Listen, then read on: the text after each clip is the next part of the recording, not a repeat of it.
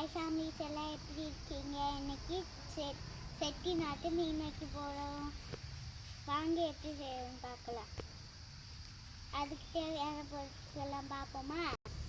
சோம்பு, வெந்தயம், வெங்காயம், பூண்டு, கருவேப்பிலை,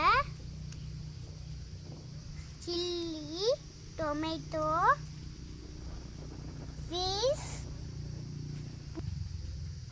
புளி,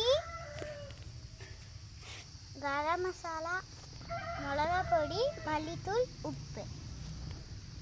சின்னகரா மீன் வைக்க போகிறோம். அடுப்பில் சட்டி வச்சுட்டோம், ஆயில் வச்சுட்டோம். சோம்பு, வெந்தயம் சேர்த்துக்க போகிறோம். நல்லா பொரிட்டோம். அடுத்து பச்சை மிளகாயும் பூண்டும்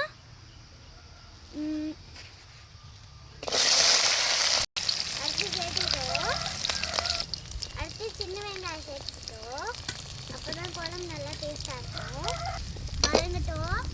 அடுத்து வாங்க நம்ம தோப்பை சுற்றி பார்க்கலாம். பார்த்து தண்ணி குடிச்சுக்கிட்டு கிளைமேட் நல்லா இருக்கு.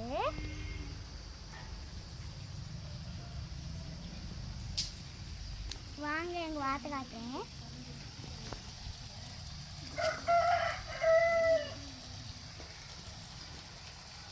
ஆளை பார்த்தோன்னா ஓடிச்சு. தண்ணி போயிட்டு இருக்குது. நல்லா கூலிங்காச்சு.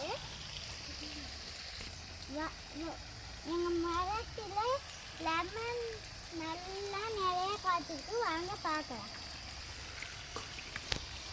இங்கே பார்த்தீங்களா எல்லாம் காயாக இருக்கு.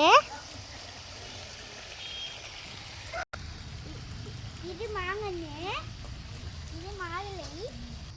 குட்டியாக வாழைக்கட்டை வச்சோம்ல, அது வளர்ந்துருச்சு. வாங்க போய் மீன் குழம்பு பார்க்கலாம்.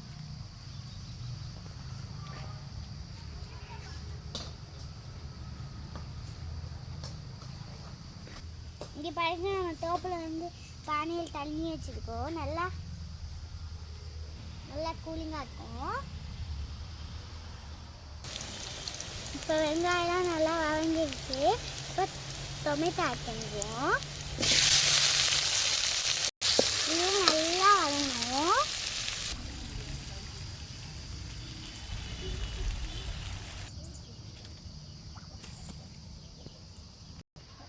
அடுத்து நம்ம வந்து டக்கு வாட்டோட பாட்டில் தண்ணி ஊற்றலாம். வாங்க பாருங்க. இப்போ நம்ம தண்ணி போட்டுருக்கோம்.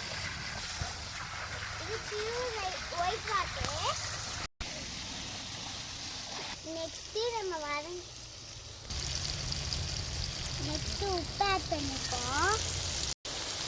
நல்லா வதங்கிடுச்சு. நெக்ஸ்ட்டு இப்போ மிளகா பொடி, மல்லிப்பொடி ஆட் பண்ணியாச்சு. அடுத்து புளி தண்ணி ஆட் பண்ண போகிறோம். நல்லா ஒட்டிடுச்சு. இப்போ அடுத்து நம்ம மீன் ஆட் பண்ண போகிறோம். மீன் எல்லாம் சேர்த்தாச்சு. நான் 5 நிமிஷத்தில் இறக்கிடுவோம்.